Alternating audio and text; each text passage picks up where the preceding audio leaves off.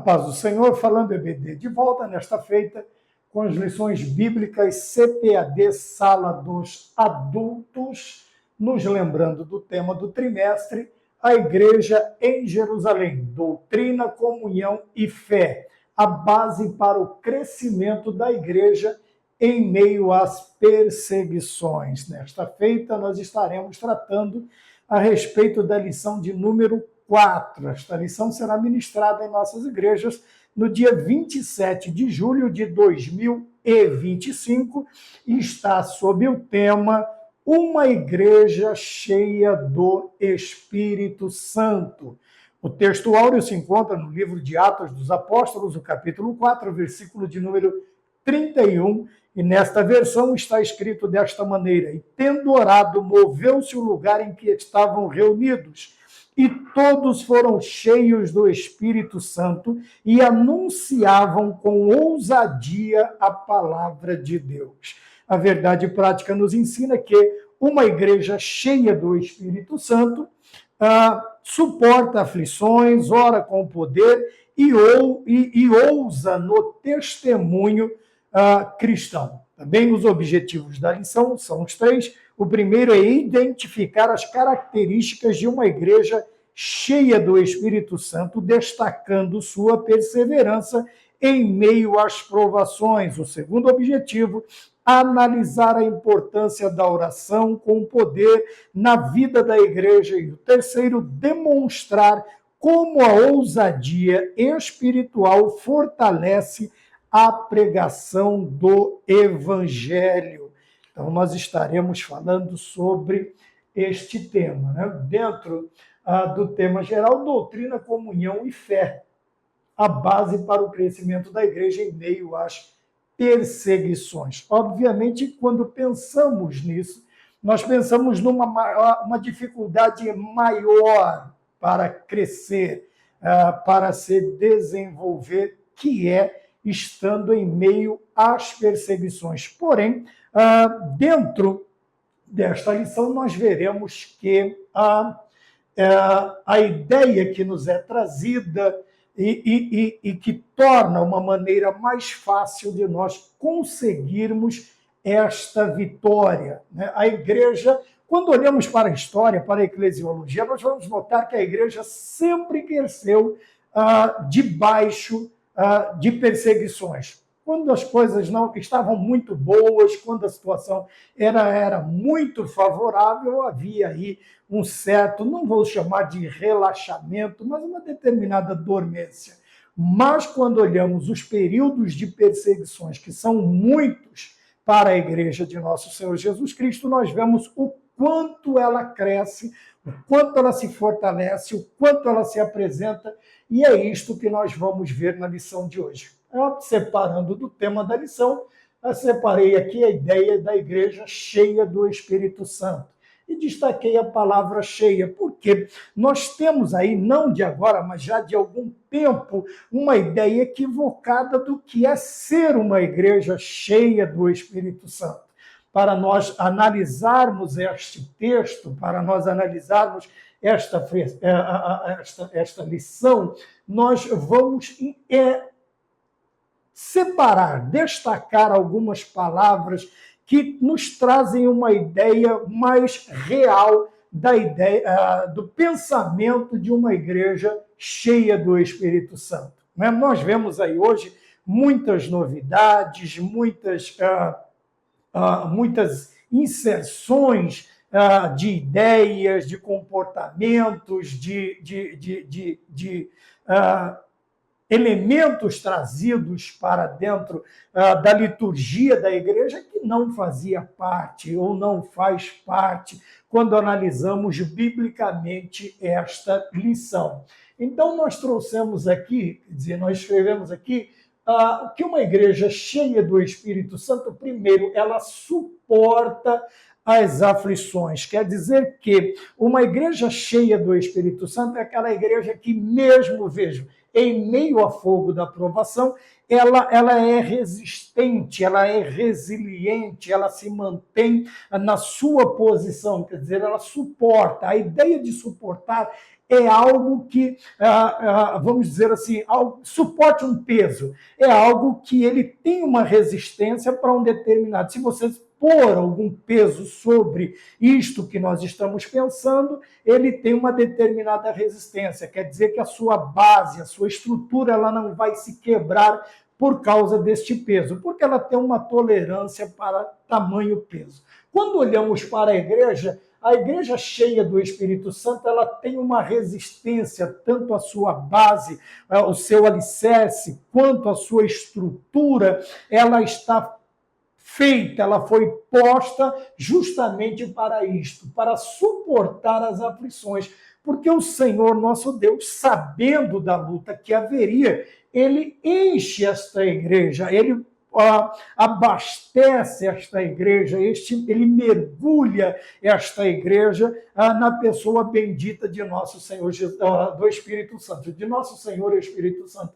O que é que acontece? Então, a primeira característica de uma igreja cheia do Espírito Santo, ela suporta as aflições. Não é aquela igreja, quando nós falamos de igreja, obviamente nós estamos falando de denominações, da igreja local. Não é aquela igreja que aos primeiros ventos já começa a cair telhado, e não estou falando literalmente, estou falando figuradamente, começa a cair telhados, portas, tal, e o pessoal começa a dispersar-se porque toda aquela estrutura está caindo. Veja, é uma igreja que não suporta as aflições. A igreja cheia do Espírito Santo também, ela ora com poder. Ora, quando nós olhamos para a igreja, nós sabemos que uma das primeiras ordens, um dos primeiros ensinos ministrados por nosso Senhor Jesus Cristo é que a igreja deveria manter-se em oração. Veja, vigiando e orando, vigiando e orando. E quando nós vamos para os apóstolos, que são os discípulos, os aprendizes de nosso Senhor Jesus Cristo, eles continuam reverberando esta ideia. O apóstolo Paulo aos Tessalonicenses, ele diz: orai sem cessar. Quer dizer que uma igreja cheia do Espírito Santo, ela ora. Porém, veja que não é uma oração, não é uma oração de qualquer, não existe uma oração de qualquer maneira. Porém, existem características que distinguem a determinadas orações. Veja que esta é a oração com poder. E isto nos lembra que este poder, ele vem para as nossas vidas mediante também a presença do Espírito Santo. Mas recebereis virtude, que há de vir sobre vós. Em Atos 1:8, nós vemos que esta palavra virtude ou poder, ela está falando de algo que vem para nos impulsionar. Quer dizer que a oração ela é feita baseada no dunamis, no poder do Espírito Santo na nossa vida. Também outra ideia da igreja cheia do Espírito Santo é uma igreja que ela é ousada. Também quando nós falamos de ousadia, sempre nos lembrando daquela característica de confiança, de chegar confiadamente à presença do Senhor. Quer dizer, eles ousam no testemunho cristão. Quando nós falamos desta ousadia, desta coragem, desta confiança, nós estamos falando que obstáculos e oposições, elas virão contra a igreja. Porém, uma igreja cheia do Espírito Santo não é uma igreja covarde, uma igreja que está vamos dizer assim, que corre, que se esconde dentro de quatro paredes. Mas, pelo contrário, como eu disse, quanto maior o problema, quanto maior a perseguição, mais a igreja ela se tornava relevante, como nós vemos. Ela aparecia, ela cumpria a sua parte, o mandamento que o Senhor enviava ou enviou para elas. Então, veja, a ideia de uma igreja cheia do Espírito Santo não está ligada à ideia moderna, né? Aquelas manifestações que muitas vezes não encontra base, ou a maioria das vezes não encontra base bíblica, né? Algumas manifestações que são tidas como manifestações do Espírito Santo também sequer fizeram parte. Aí chamam de nova revelação, de um novo ensinamento, de um novo paradigma. Veja, a ideia de nós termos uma mente aberta ela não nos leva a tanto. Veja, nós não podemos permitir que este pensamento mais aberto ele traga ensinamentos antibíblicos. Veja, que esta questão de você ter uma mente aberta, veja que esta abertura há uma certa relatividade. Porque nós vemos hoje em dia, infelizmente, em muitos lugares, esta abertura dando lugar a heresias e tirando da igreja manifestações genuínas do Espírito Santo do meio delas, chamando-as de meninice, de retrógrada, de ultrapassada, de invenção de pastores e assim sucessivamente. Porém, a abertura indiscriminada, veja, está trazendo ideias que nunca fez parte sequer da mentalidade da igreja, da mentalidade dos apóstolos, da mentalidade do ensinamento de nosso Senhor e Salvador Jesus Cristo. Veja que com esta abertura nós estamos chamando de doutrina o que é, estamos chamando não estamos chamando de doutrina o que é, e estamos chamando de doutrina o que não é. E isto tem trazido, me perdoe, um prejuízo muito grande para a espiritualidade da igreja. Também, quando falamos de espiritualidade, nós estamos falando de crescimento, de comportamento, de como a igreja se apresenta, né?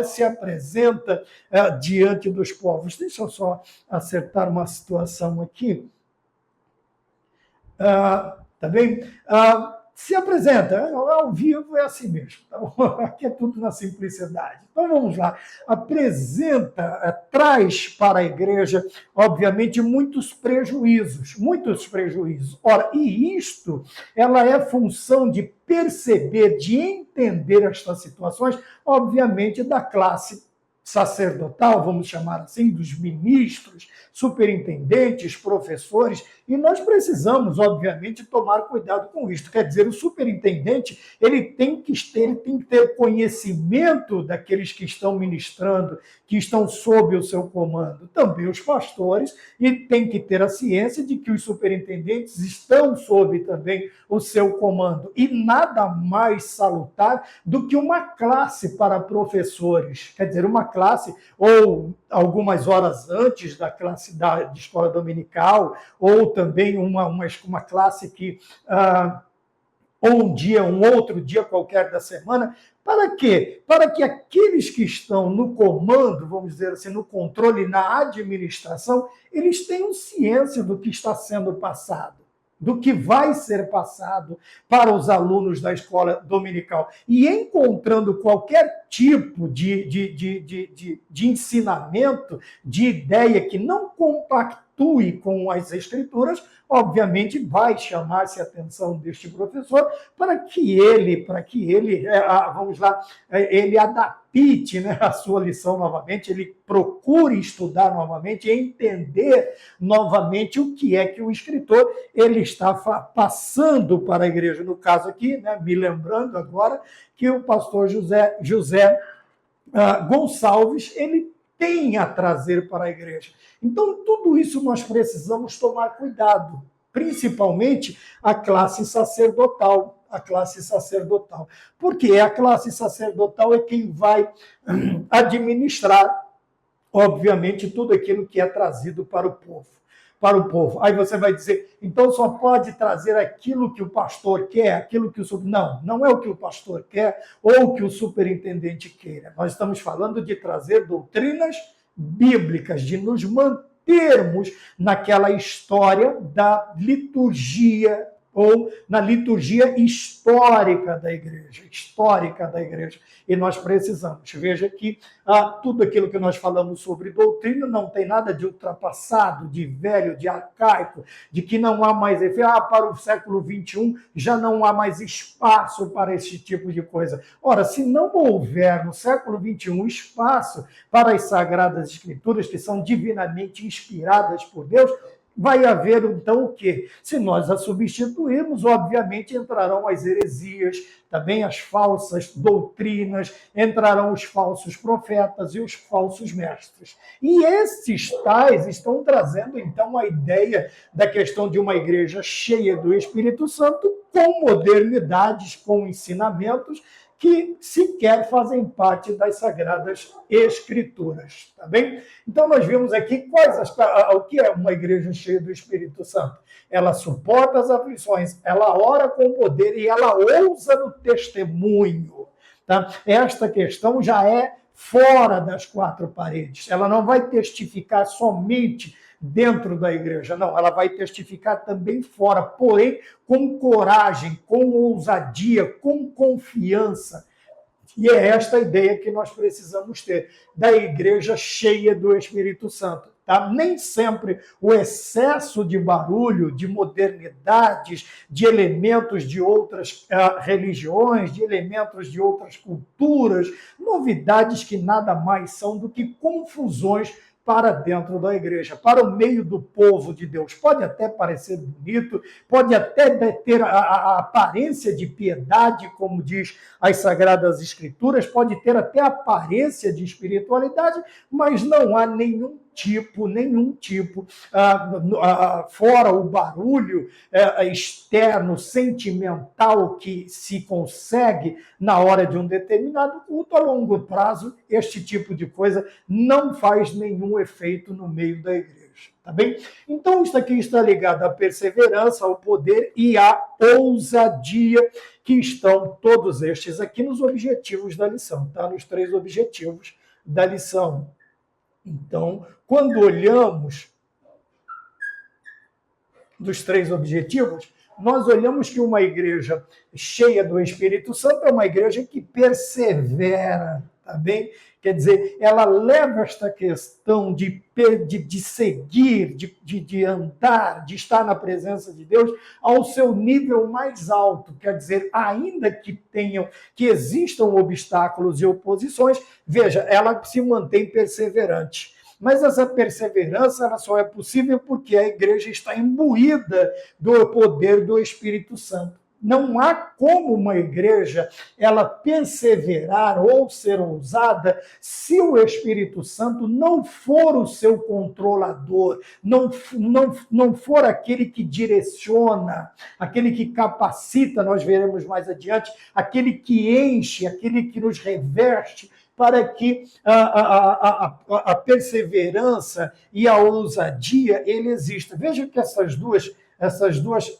qualidades da igreja, elas estão ligadas ao quê? Ao dunamis, ao poder do Espírito Santo dentro da igreja. Tá bem? Quando nós estamos falando dentro da igreja, nós não estamos falando nas quatro paredes, nós estamos falando nos crentes que estão ali dentro. É por isso que os cristãos precisam voltar a buscar o poder do Espírito Santo, seja nos cultos, seja em momentos de orações, seja em culto específico, buscando este revestimento, este contato maior no dia a dia. Tudo que o cristão vai fazer, ele tem que buscar o poder. Poder que nós sempre falamos, o poder pentecostal, né? O poder pentecostal, o poder do dia do Pentecoste, tá bem? Veja que uma igreja cheia do Espírito Santo, mesmo em meio ao fogo da provação, ela se mantém perseverante. Tá? Por quê? Mesmo em meio ao fogo da perseguição. Veja que uma igreja, como nós acabamos de dizer, uma igreja cheia do Espírito Santo, é uma igreja que não está olhando para as circunstâncias, para as situações adversas que podem vir, as oposições que vêm contra ela, mas ela continua, mesmo assim, aqui está na introdução da lição, como uma igreja cheia do Espírito Santo, ela se comporta. Veja, ela se comporta perseverante, ousada, mesmo em meio ao fogo da provação. Porque é muito fácil ser crente nos momentos, é muito fácil igreja ser igreja nos momentos festivos, nos momentos de comunhão, e isto é tudo muito bonito, mas a igreja ela vai aparecer realmente quando estas oposições e adversidades elas virão contra ela, elas vão vir contra ela. É um momento em que, veja, a perseverança e a ousadia aparecem. tá bem? Por quê? Porque é uma igreja cheia do poder do Espírito Santo. Então, mesmo como ela se comporta, diz aqui a introdução, como uma igreja cheia do Espírito Santo se comporta? Vamos usar como uma questão, como uma pergunta. Como ela se comporta? Então, mesmo ao fogo da provação, ela se mantém perseverante e ousada. Uma igreja cheia do Espírito Santo, como ela se comporta? Ela renuncia ao seu próprio bem-estar. Veja, é aquela igreja que não está voltada para o seu lugar de descanso, para a sua, como a gente tem o costume de dizer, aquele momento, né, o lugar ao bem-estar. Como é que a gente tem o costume? Esqueci agora a palavra. Tá bem? É o lugar de conforto, o lugar seguro, o lugar. Mas a igreja cheia do Espírito Santo, ela tem a ideia da renúncia, não somente a renúncia do seu próprio bem-estar, mas quando nós olhamos para o chamamento de nosso Senhor Jesus Cristo para que a igreja seja uma igreja relevante, a primeira coisa que ele vai nos chamar para segui-lo é você renunciar. Veja, renunciar, tomar a sua cruz de cada dia e segui-lo. Quando fala de renúncia, está falando de abrir mão, tá? Não somente do bem-estar, da zona de conforto, lembrei. Veja, mas renunciar a tudo aquilo que pode nos prender, nos deixar confortáveis, nos deixar tranquilos. Então, uma igreja cheia do Espírito Santo, ela faz o quê? Ela renuncia a tudo aquilo que está ligado ao seu bem-estar. Tá bem? Nós não estamos falando de jogar fora, mas se precisar também dispor de algo, disto, daquilo para ajudar, ela renuncia ao seu bem-estar. Nós vemos, né, quando estamos falando de missões, nós estamos falando de Paulo e de Barnabé, eu já citei o exemplo de Barnabé, o filho da consolação, quer dizer, é aquele que abriu mão dos seus bens, mesmo sendo companheiro de Paulo em missões, quer dizer, na realidade ele é aquele obreiro que é o primeiro obreiro que confia no ministério de Paulo, ele abre mão dos bens materiais para que os missionários, para que os evangelistas eles tenham condições de fazer a obra de Deus. Então, uma igreja cheia do Espírito Santo, ela renuncia ao seu próprio bem-estar. Também aqui nós estamos falando no modo coletivo, mas vamos daqui a pouco voltar e aplicarmos isso pessoalmente. Ela ora com poder, nós já citamos aqui, porque este poder não é meramente para demonstrar. Alguns lugares você vai, dá-se a impressão que eles tentam apresentar alguns dons do Espírito Santo em suas vidas como único, exclusivamente, um modo de propaganda, de anunciar a si mesmo, de querer apresentar o seu ministério. Ele chega até o ponto, não, quando eu prego, o fogo cai, quando eu prego, quando eu canto, quando eu oro, quando eu. E este eu, ele não sai das frases de determinados crentes, de determinados obreiros, de determinadas igrejas. E isto não está em concordância com uma igreja cheia do Espírito Santo. Por quê? Ela ora com poder, mas por que ela busca esse poder e ela coloca em prática, veja, os dons que ela foi capacitada. Ela ora com o quê? Com o intuito de impactar o mundo, Ela sabe, a igreja sabe, o crente sabe que aquilo que o Senhor Deus colocou em sua vida é único e exclusivamente para manifestar a glória de Deus.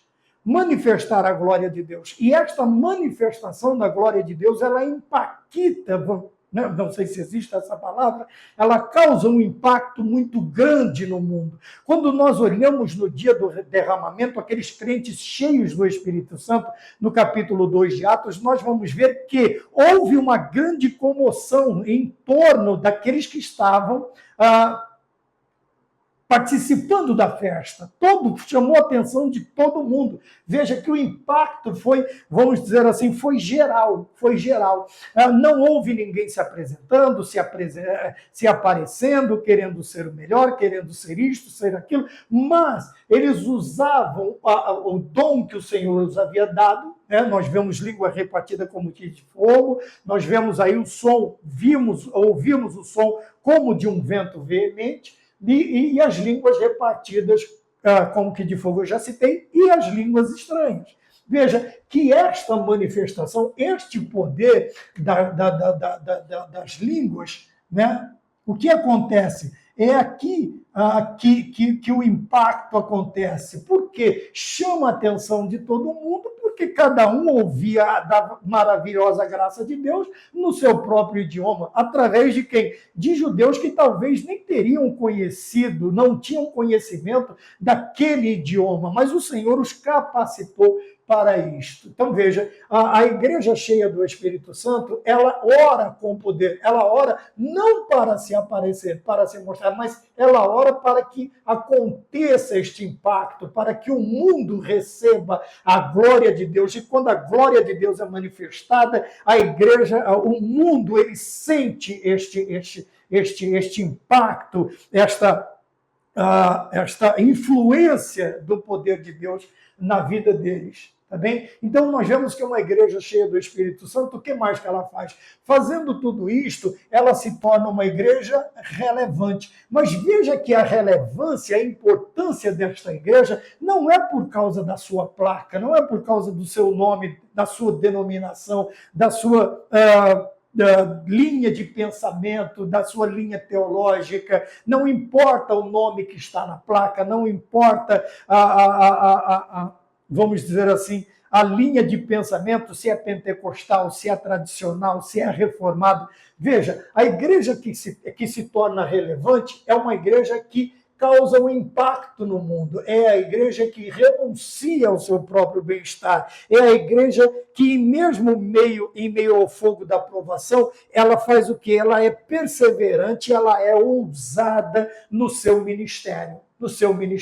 E é lógico que algumas vão se destacar, tá? Mas a ideia aqui não é apresentar, vamos dizer assim, a placa da igreja, a denominação, seus pastores, se são presidentes, se são bispos, se são reverendos ou o que quer que seja. Não, ela é relevante porque, veja, ela é relevante porque ela causa um impacto no mundo, ela renuncia ao seu próprio bem-estar e ela, mesmo em meio ao fogo da provação, ela continua perseverando e ousada. Daí nós temos já uma ideia de uma igreja cheia do Espírito Santo, tá bom? Em contrapartida, aquelas que estão fechadas em si mesmas e somente lá dentro das quatro paredes sabem fazer barulho, sabem fazer isso, sabem fazer aquilo, sabem fazer um monte de coisa, mas o impacto fora dela não acontece. Tá bem? Veja que estando lá dentro é uma coisa que não se renuncia ao bem-estar, porque está no seu lugar de conforto, está entre quatro paredes, está segura, está tranquila. E não é esta a ideia de uma igreja cheia do Espírito Santo, segundo a lição que nós temos aqui hoje em mente. Então, em meio ao fogo da provação. Tá? E este fogo da aprovação, ele vai existir, obviamente, onde? Onde os crentes mais atuam, onde uma igreja mais atuante, mais relevante, o que acontece? As oposições, elas virão também. Então, nós precisamos de uma igreja, o ponto de número 1, nós precisamos de uma igreja perseverante. Veja que uma igreja, nós já falamos que uma igreja perseverante, ela suporta as aflições. Veja, existem várias formas de suportar as aflições, mas eu separei aqui no ponto de número 1, suporta o sofrimento. Veja, a partir do momento em que a igreja agora está sendo perseguida e ela é intimada a se calar. Veja, a se calar entra aonde? Na questão de testemunho cristão. Veja, eles foram chamados, os apóstolos foram chamados, principalmente os líderes da igreja, e agora eles são intimados, ó, ou vocês param com isso, ou vocês vão sofrer sanções pesadas. Tá bem? Por quê? Porque a ideia era que o cristianismo estava trazendo uma comoção, e era verdade, uma comoção muito grande em meio ao mundo, vamos dizer assim, em meio ao mundo. Por quê? Nós já dizemos isso, vamos relembrar, porque era uma mensagem completamente diferente, era uma mensagem de amor, de salvação, de um Deus que se doa, que se apresenta e que chega até ao seu sofrimento de cruz, a sua morte de cruz e ressurreição. Era totalmente diferente das mensagens, das pregações, dos ensinos que eram feitos no tempo. Por isso são chamados de boas novas. Novas quer dizer que é algo que não existia. E isto foi comovendo. Obviamente, quando nós começamos a trabalhar com mais afinco e trazemos algo de relevante, de importante, é óbvio que nós temos aquele pensamento, onde Jesus está, alguma coisa diferente acontece. E isto mexe com o mundo espiritual. Não mexe somente com o mundo material, mas com o mundo espiritual. No caso, nós vamos ver aqui levantes de homens, mas o inimigo também se levanta ferozmente contra a igreja de nosso Senhor Jesus Cristo. Então vamos ver a ideia aqui. Suporta o sofrimento de que maneira? Mesmo sendo intimados a se calarem, o que acontece? Os apóstolos estavam dispostos a pagar o preço, independente do preço que fosse. Independente. E nós sabemos que alguns sofreram um martírio. O martírio. Será que nós hoje estamos dispostos também a pagar este preço? E quantas vezes o mundo, né, é influenciado pelo maligno, porque o mundo jaz no maligno, eles nos intimam, eles querem nos calar, eles querem nos pressionar, eles querem ameaçar, né, com leis e diversas leis e diversos isto e aquilo que estão sendo criados para tentar calar a igreja. Veja, nós estamos praticamente vivendo o mesmo tempo, vivendo as mesmas objeções, os mesmos obstáculos, porém, o que acontece? Os apóstolos estavam dispostos a pagar o preço, e nós estamos? É uma pergunta coerente. E nós estamos? Ou nós vamos ficar aí dentro do presos ao nosso bem-estar? Tá bem? Ou vamos ficar aí fora, longe do fogo da provação? O interessante aqui é que cada um destes apóstolos, quando nós vemos a história dos apóstolos, excetuando João, que teve uma morte natural, João o amado, todos os demais sofreram martírio. Martírios mais conhecidos, né? Nós vamos ver aí falar de Pedro sendo crucificado de cabeça para baixo, Paulo sendo decapitado por ordem de Nero. Veja, o preço às vezes, né, ou a maioria das vezes, o preço é o que faz alguns crentes recuarem. Por quê? Porque este preço pode nos levar a renunciar à própria vida. Né? E não somente o próprio bem-estar, só conforto material, mas muitas vezes nós precisamos abrir mão da própria vida.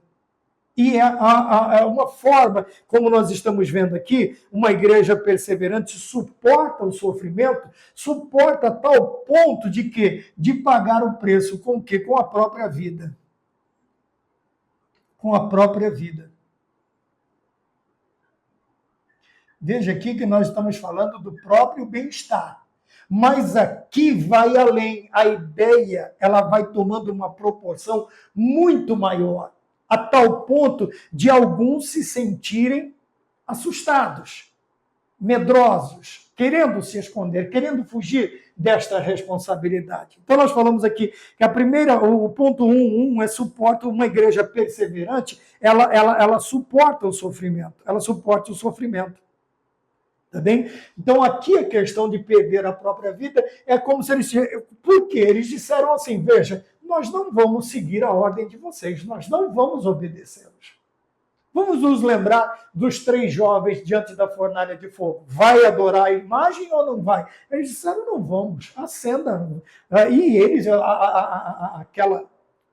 a fornalha ela foi acesa, aquecida 7 vezes mais, a tal ponto de que, veja, tudo isto era para impressionar, para amedrontar. Aqueles que foram lançar os 3 jovens, Sadraque, Mesaque e Abednego, no fogo, eles, ao chegarem na boca do forno, eles simplesmente perderam suas vidas. Tamanho calor, o calor excessivo que saía de dentro daquela fornalha. Mas isto não fez com que eles negassem, com que eles se entregassem, com que eles renunciassem à sua fé. Pelo contrário, veja, aumentou-lhes ainda mais a fé a ponto de pagar o preço. Tá bem? Porém, quando nós pagamos o preço, nós temos que contar também com a presença daquele que recebe o nosso pagamento. Estava ali, foi lançado 3, o rei vai até lá olhar e diz, não, foram 3, mas eu vejo 4 e eles estão passeando, porque eles estavam todos atados de mãos e pés, os 3. Mas agora, libertos, eles caminham tranquilamente. E quando diz que eles saem de dentro, nem sequer Isaías diz que nem o fogo vai queimar e nem cheiro de fumaça, de fuligem vai sentir no cristão que passar por esta prova, por esta provação. Então, quando nós olhamos para uma igreja cheia do Espírito Santo, ela é composta de cristãos que estão aptos, que estão prontos, que estão convencidos de pagar o preço. Veja que não é algo forçado, eles vão pagar o preço porque, único e exclusivamente, eles estão cheios do Espírito Santo e isto faz com que eles sejam ousados, perseverantes. O poder do Espírito Santo faz isso. Podíamos lembrar também de José na cadeia, de Daniel na cova dos leões e muitas provações que nós vimos no decorrer da história do Antigo Testamento e do Novo Testamento. Então, ponto de número 2, está aqui, uma igreja perseverante, ela não negocia os seus valores. Né? Quando nós falamos de valores, nós estamos falando das nossas características, nós estamos falando das nossas doutrinas, nós estamos falando daquilo que nos é caro. E o que é caro para nós? As Sagradas Escrituras, a presença de Deus, a presença do Espírito Santo, o sacrifício vicário de nosso Senhor e Salvador Jesus Cristo. Então, veja, os valores da fé cristã são inegociáveis. E estes discípulos não aceitavam, né? Negociar os valores.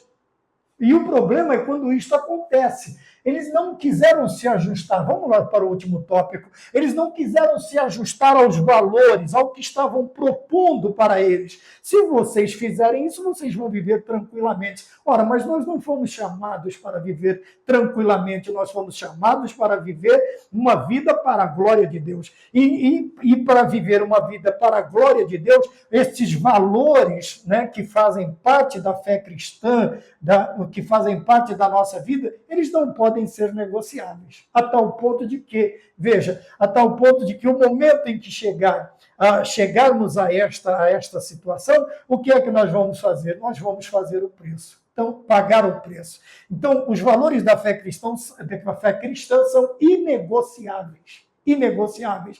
Veja que eu não posso negociar. Satanás ele vai tentar negociar com o nosso Senhor Jesus Cristo lá no deserto. Se você fizer isto, eu te dou isto. Se você fizer aquilo, é uma barganha. Veja, ele está tentando negociar com Cristo. Mas o Senhor repreendia ele também através da palavra, dizendo que, veja, você está me propondo isto, mas o valor inegociável está neste, de adorar somente a Deus. Você está me propondo alimento que eu transforme, mas o valor cristão é lembrar de que nem só de pão vive o homem, Mateus capítulo 4, versículo 4, mas de toda palavra que procede da boca de Deus. Veja que o Senhor ele vai expondo os valores que ele está ensinando para a igreja, para os seus discípulos, e ele não negocia. Na terceira proposta maligna, o inimigo simplesmente vai embora, e aí o Senhor é servido pelos anjos. Tá? A igreja cheia do Espírito Santo não aceita os princípios e práticas que afrontam a fé cristã.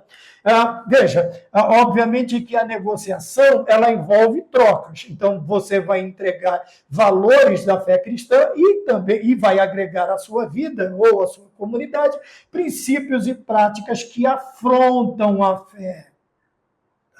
que afrontam aqui, vamos colocar como ensino, como, os ensinos, a doutrina, tá bem? E a maneira de me portar, tá bem? A fé como firme fundamento.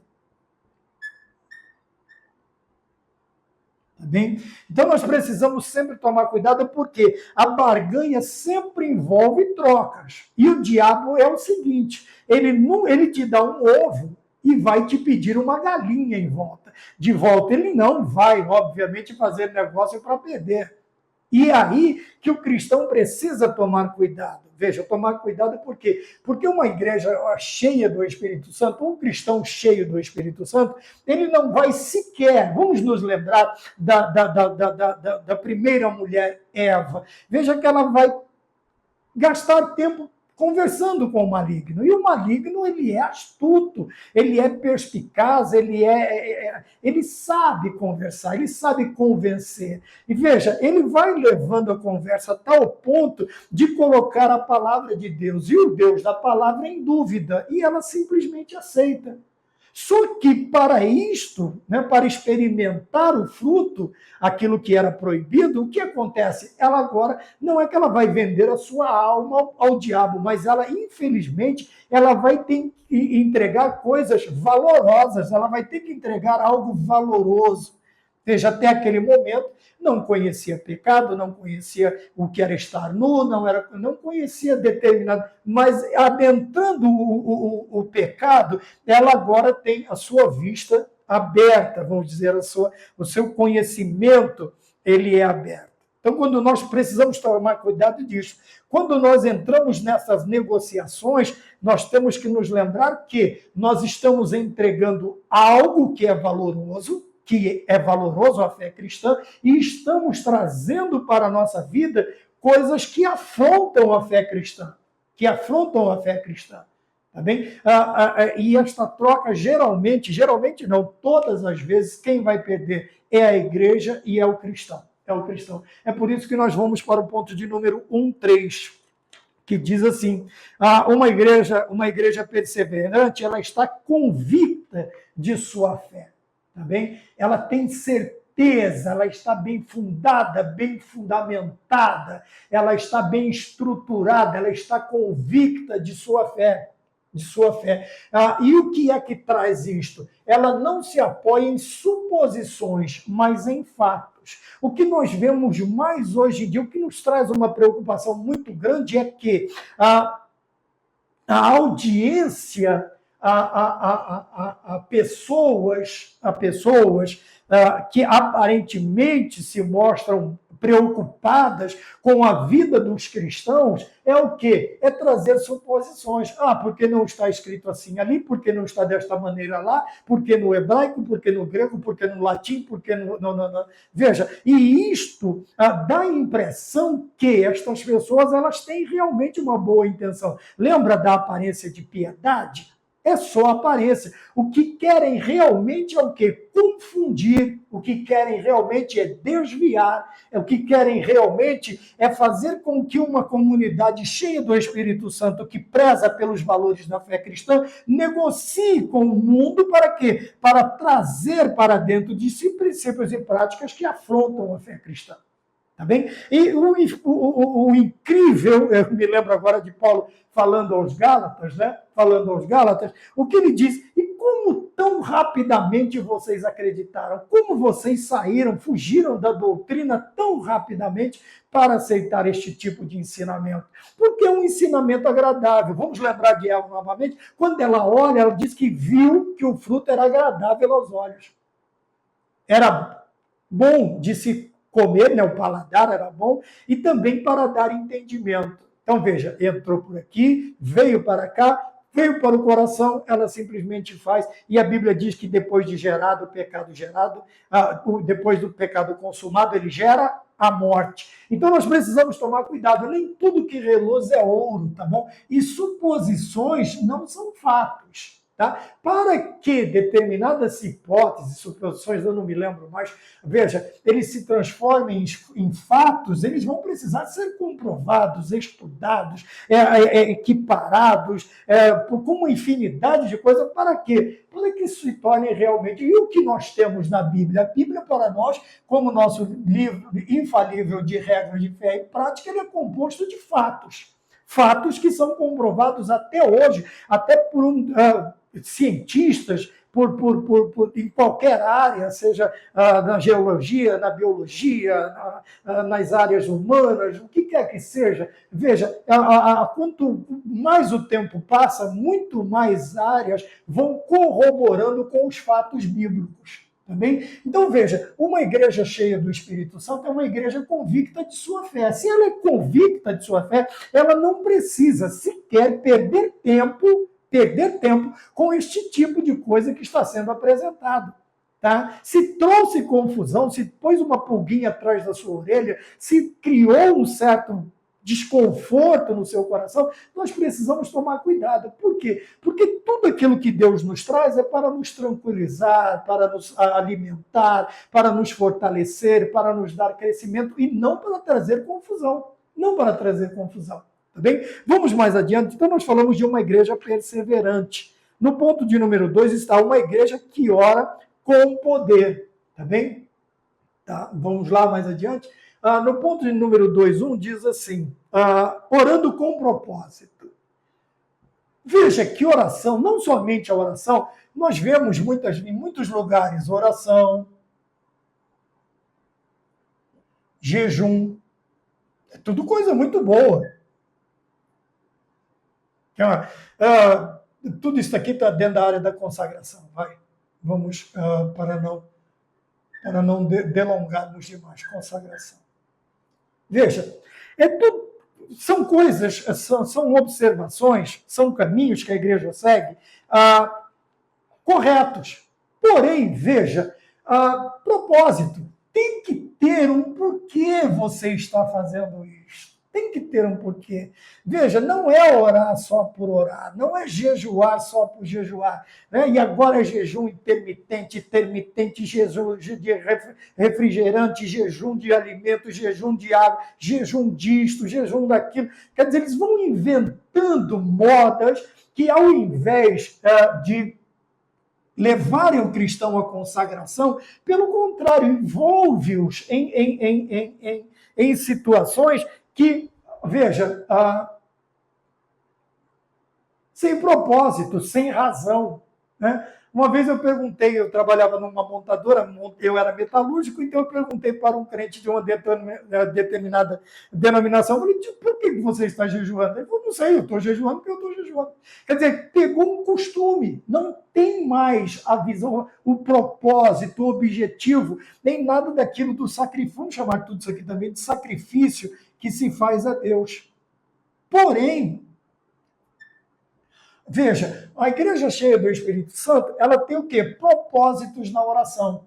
Mas não é também, não é propósito pessoal, não é a prioridade, não é o bem-estar, também não é também se livrar do fogo da provação. Veja, a propósito da oração foi para que Deus fosse glorificado. Então, qual era o propósito? É que em Deus respondendo suas orações, o próprio Deus da resposta fosse glorificado.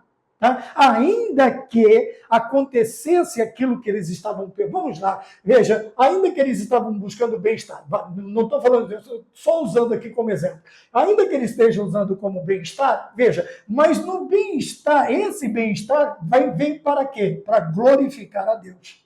Para glorificar a Deus. Então, qual é o propósito da oração? Veja, qual é o propósito? Orando com o propósito. Qual é o propósito? O propósito é que o nome de Deus seja glorificado. É que Deus seja glorificado. É que o Senhor seja exaltado em tudo aquilo que nós fazemos. E até até nas respostas que ele nos dá através das nossas orações. É uma igreja cheia do Espírito Santo.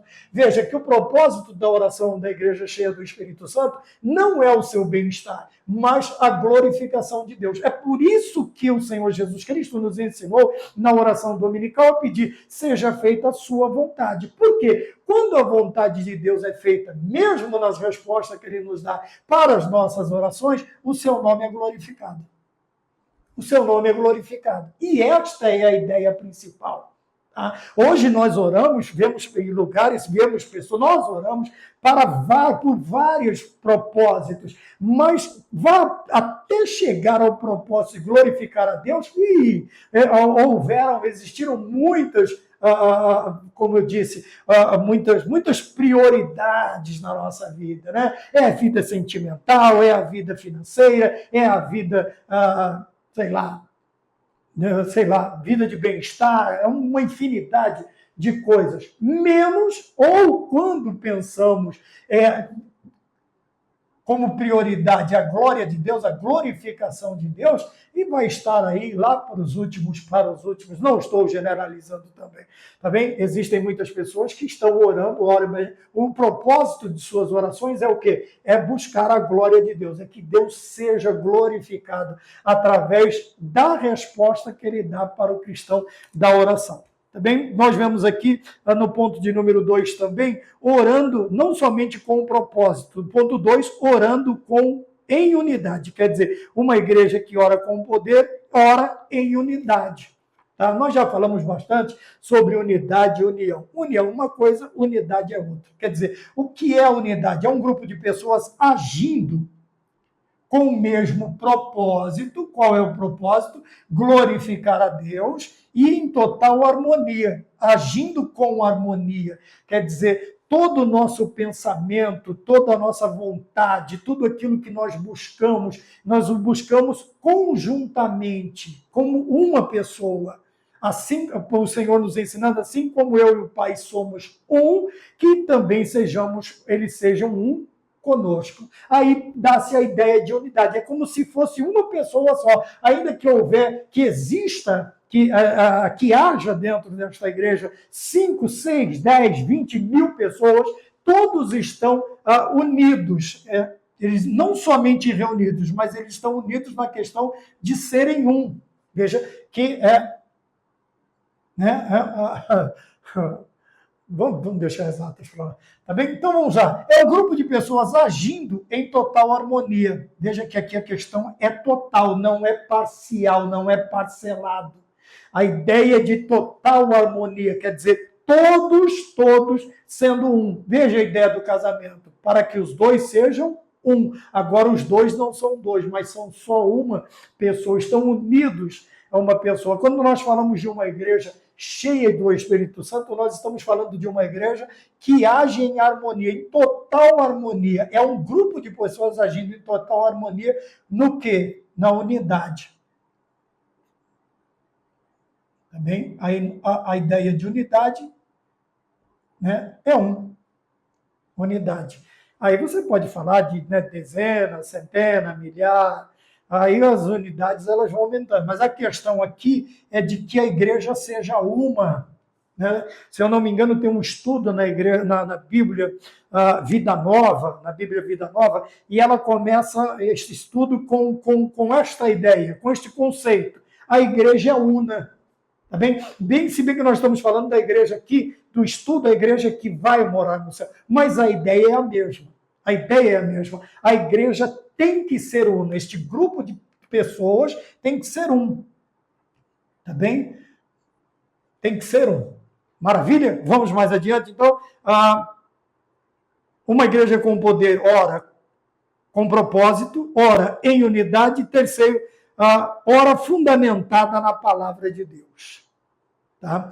A questão do fundamento, de estar fundamentada na palavra de Deus, não é como alguns têm o costume, né, de ficar recitando como se fosse uma reza, como se fosse um amuleto, como se fosse algo que lhe trouxesse proteção. Veja, a ideia aqui de orar na palavra é fazer o quê? A partir do momento em que eu oro fundamentado nas Sagradas Escrituras, eu estou crendo naquilo que ela me ensina, no propósito das Sagradas Escrituras.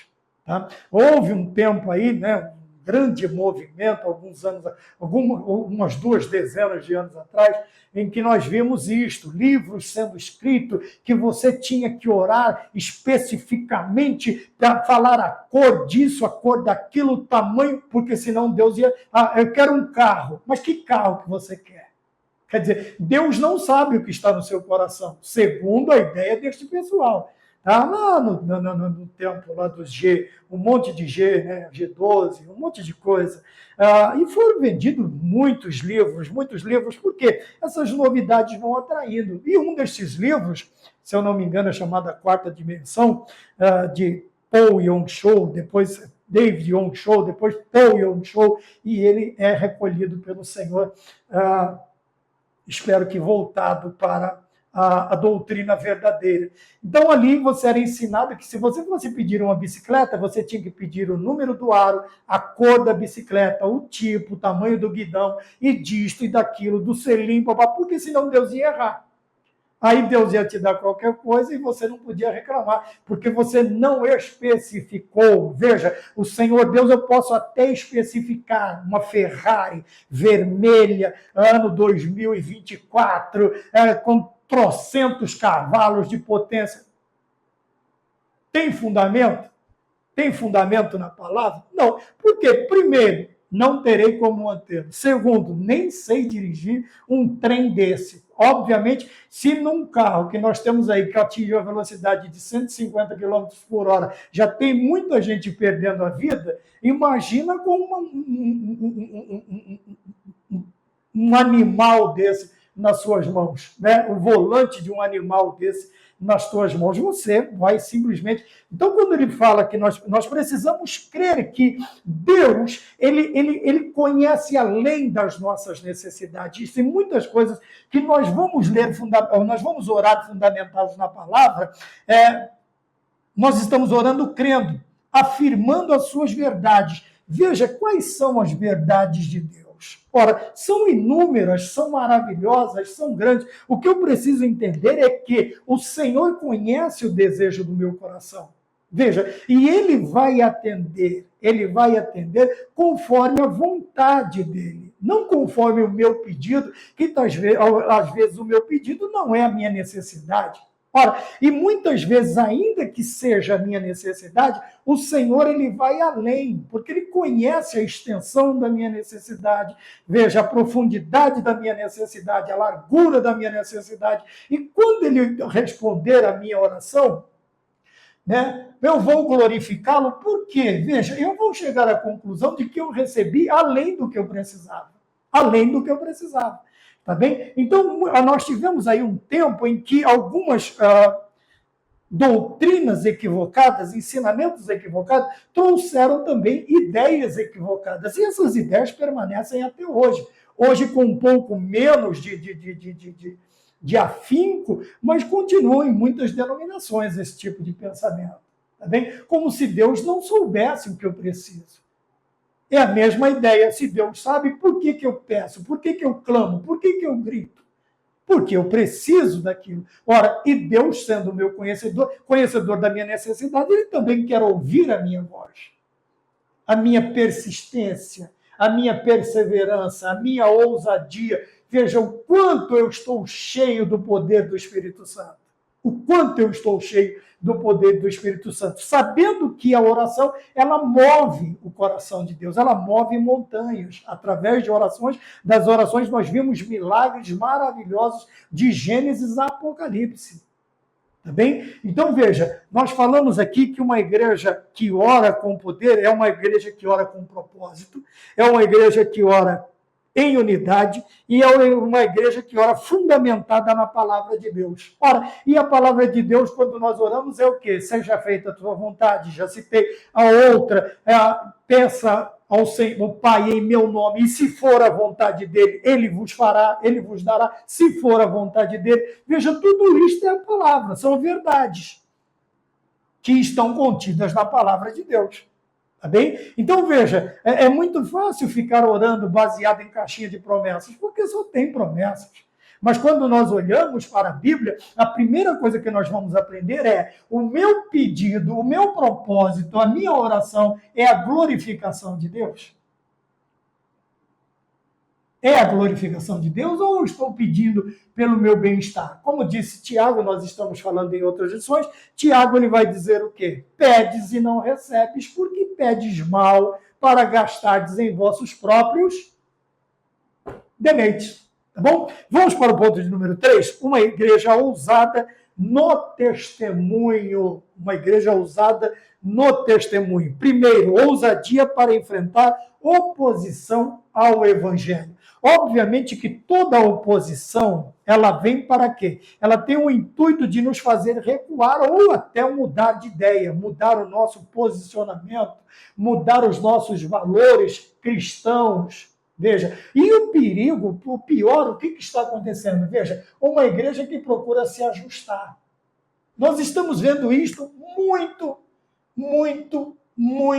principalmente, talvez não numa denominação inteira, mas quantos cristãos estão ajustando as suas vidas,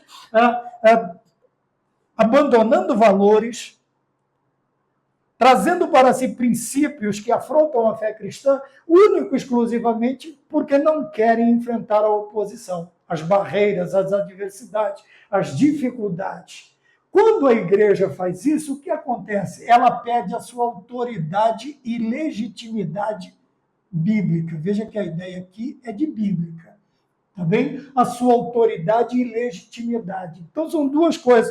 Autoridade para quê? A autoridade, a ousadia para testemunhar. E a legitimidade, o que é que chancela? O que é que chancela o meu trabalho? O que é que chancela aquilo que eu estou fazendo? É a presença do Espírito Santo na minha vida. Quer dizer, desde que eu esteja ligado aos valores da fé cristã, a autoridade e legitimidade bíblica estão sendo a base do meu trabalho, daquilo que eu estou fazendo. Mas a partir do momento em que eu procuro me ajustar, tá? É aquela ideia, e não vos conformeis com este mundo, quando Paulo traz, aleluia, Paulo traz essa ideia, ele diz, não vos conformeis com este mundo, mas transformai-vos pela renovação do vosso entendimento. O que ele está falando? Ele está dizendo, não se ajustem ao mundo. Rogo-vos, pois, irmãos, pelas compaixões de Deus, que apresentei os vossos corpos em sacrifício vivo, santo e agradável a Deus, que é o vosso culto racional. Tá bem? E não vos conformeis. Quer dizer, não se ajustem, não se amoldem, não tomem a mesma forma do mundo.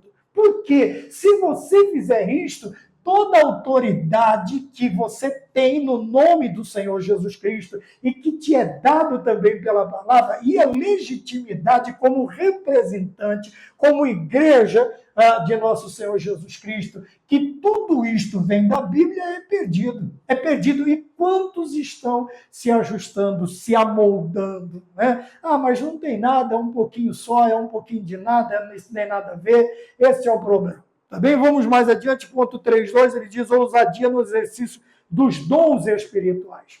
Então ele traz, separei aqui a ideia do enchimento do Espírito Santo. Tá?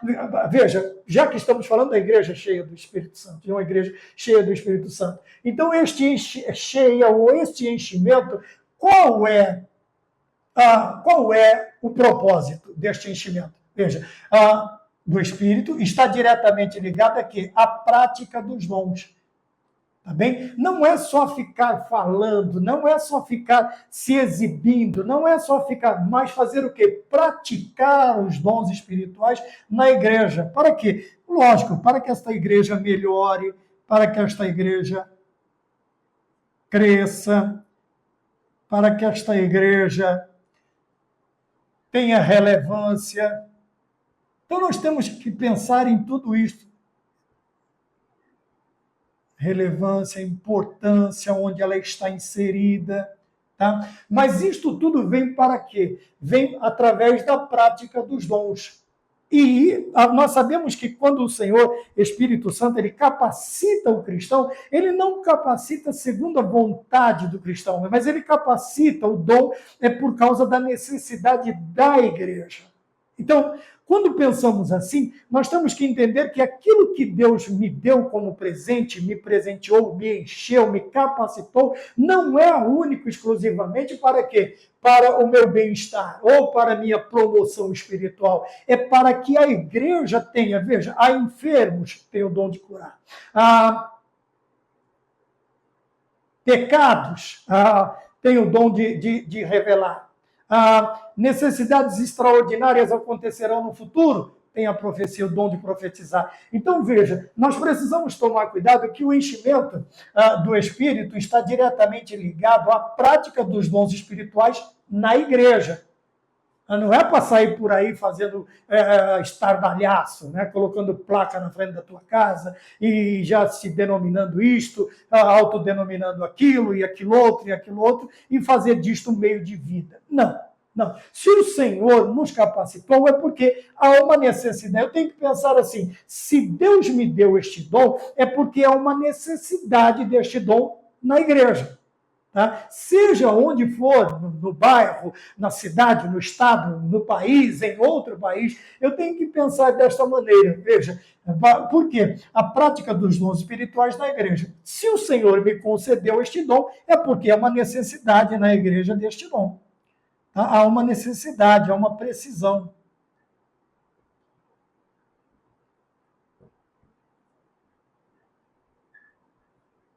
Há uma precisão deste dom. Tá bem? Então eu preciso estar atento. Então uma igreja cheia do Espírito Santo, ou cristão cheio do Espírito Santo, ele sabe que este enchimento